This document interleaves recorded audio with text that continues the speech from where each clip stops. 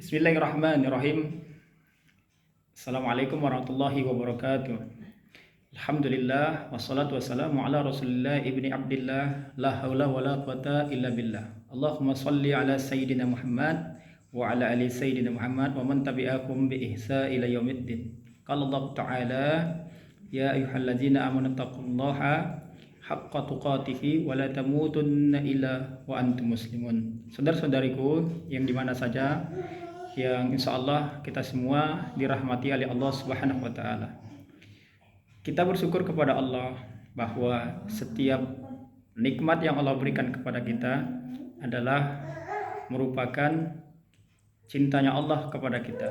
Ketika nikmat-nikmat itu kita pergunakan untuk mendekatkan diri kita kepada Allah Subhanahu wa Ta'ala, maka tentu nikmat itu akan menjadi rahmat.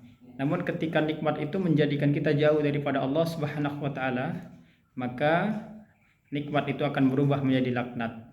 Oleh karena itu, suatu ketika sahabat Nabi bertanya kepada Rasulullah, "Laisal ghina ya Rasulullah, siapakah orang yang kaya dan orang yang bahagia itu?" "Wa innamal ghina ghina nafs." Orang yang kaya itu, kata baginda Rasulullah sallallahu alaihi wasallam, adalah orang yang memiliki hati yang senantiasa merasa cukup dengan pemberian Allah Subhanahu wa Ta'ala. Saudara-saudariku, di mana saja kita bersyukur hari ini Allah memberikan kita kekuatan iman ketika saudara-saudari kita di Pulau Rempang diberikan ujian, cobaan, dan ini merupakan ujian keimanan kepada mereka dan kepada kita. Oleh karena itu, sebagai orang yang beriman kepada Allah, sebagai seorang muslim, hendaklah kita saling mensupport, memberikan kekuatan, memberikan doa kepada mereka, mendukung mereka. Semoga kiranya dengan doa-doa kita panjatkan, Allah memberikan kekuatan iman kepada mereka, karena ad-du'a silaul mu'min, bahwa doa adalah merupakan senjata orang-orang yang beriman. Karena itu doakan saudara-saudara kita yang ada di Rempang, semoga mereka diberikan Allah kekuatan, kesabaran, ketabahan menjalani ujian yang Allah berikan kepada mereka. Tentu dan pasti kezaliman-kezaliman yang terjadi di negeri tercinta kita ini tidak mungkin serta-merta begitu saja datangnya. Tidak mungkin tidak ada asbab.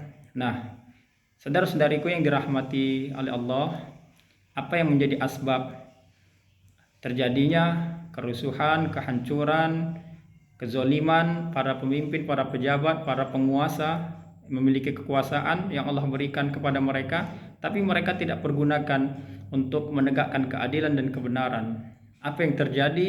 Kezaliman yang terjadi di atas muka bumi Allah ini atau di negara yang kita cintai ini. Kenapa terjadi kezaliman, ketimpangan, penyimpangan, kedurhakaan, dan lain sebagainya?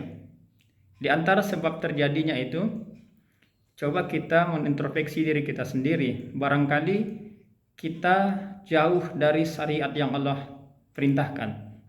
Boleh jadi, mengapa para pemimpin kita, para penguasa di negeri kita ini, mereka melakukan kezaliman, mereka tidak menegakkan kebenaran dan keadilan? Boleh jadi, saudara-saudariku yang dirahmati oleh Allah, karena kita tidak menjalankan semua perintah Allah dan perintah Rasulullah. Kita menzalimi diri kita melakukan maksiat, kebohongan, kedustaan kepada diri kita sendiri. Karena itu Allah peringatkan kepada kita dalam Quran surah ke-36 Yasin ayat 19. Qalu ta'irukum ma'akum a'in zukirtum bal antum qaumun musrifun. Kemalangan-kemalangan terjadi itu, kehancuran terjadi, bala bencana terjadi itu disebabkan oleh tangan-tangan kita sendiri, sikap perilaku kita sendiri, perbuatan-perbuatan kita sendiri. Karena itu, saudara-saudariku yang dirahmati Allah, maka kita berkaca kepada diri kita sendiri. Tidak mungkin, mustahil pemimpin-pemimpin itu melakukan zalim kalau tidak kita sebagai rakyatnya yang tidak patuh dan taat kepada Allah dan kepada Rasulullah Sallallahu Alaihi Wasallam. Oleh karena itu, kita introspeksi diri kita kembali kepada Allah, kita patuh dan taat kepada Quran dan hadis Rasulullah. Insya Allah kita diberikan pemimpin yang berkeadilan, pemimpin yang beriman, yang bertakwa, yang menjunjung tinggi nilai-nilai Pancasila, Undang-Undang 1945. Yang kedua, mengapa terjadi kezaliman di sana sini? Mengapa terjadi kemungkaran, kebohongan, kehancuran, kemalangan, serta lain sebagainya? Yang kedua adalah dikarenakan bahwa ada orang-orang yang Allah titipkan kemewahan, kekayaan, dan lain sebagainya, tapi mereka tidak mempergunakan hartanya, kekuasaannya, pangkat jabatannya untuk menegakkan kebenaran dan keadilan.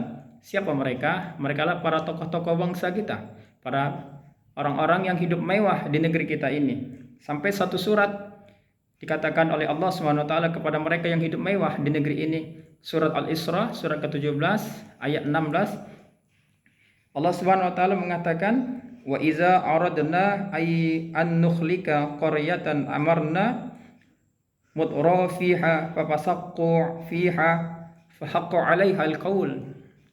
Jika kami ingin menghancurkan satu negeri, kata Allah Subhanahu wa taala, jika kami ingin menghancurkan satu kota, satu kampung, maka kami akan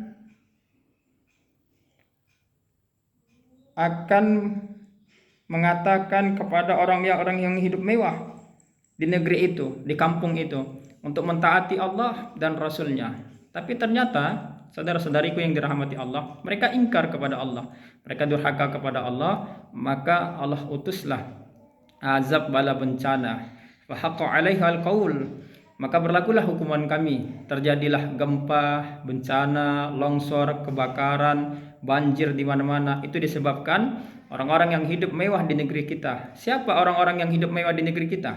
Para pejabat, para penguasa, para kepala-kepala daerah, para tokoh-tokoh bangsa, ulama yang menjual ayat Allah dengan murah, para dai-dai yang menyimpang dari ajaran Allah Subhanahu wa taala.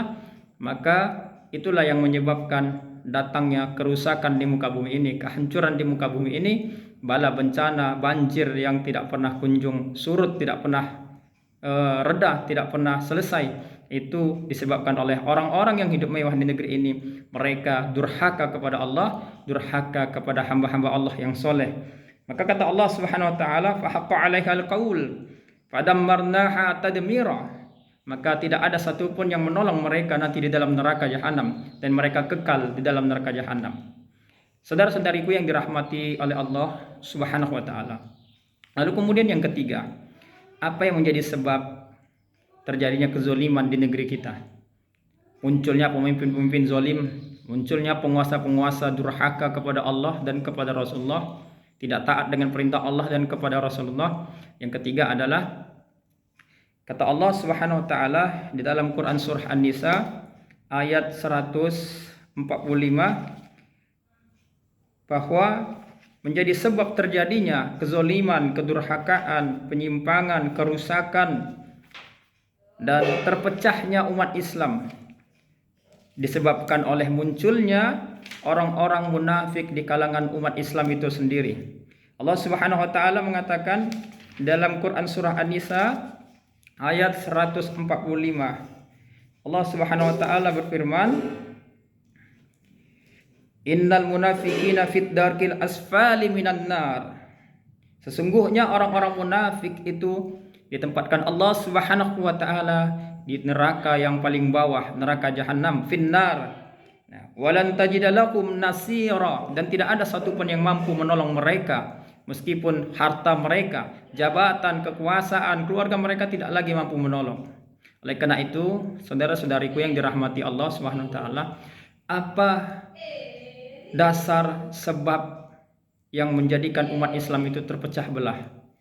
Hari ini kita melihat bahwa yang merusak Islam itu sendiri adalah orang-orang Islam itu sendiri. Karena munafik, karena ingkar kepada Allah, ingkar dengan perintah Rasulullah.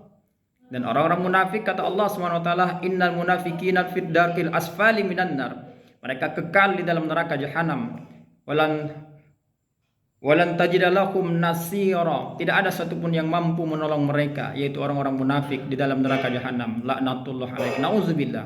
Summa nauzubillah min dzalik. Mudah-mudahan Allah melepaskan kita dari sifat munafik yang bisa menghancurkan amal ibadah kita, menghancurkan diri kita, keluarga kita, agama kita, bahkan bangsa dan negara kita. Jauhkan sifat munafik. Jika Islam ingin menang, jika Islam ingin jaya, jika Islam ingin bersatu, maka jauhkan sifat munafik dalam diri kita masing-masing. Terima kasih. Barakallahu fikum. Assalamualaikum warahmatullahi wabarakatuh.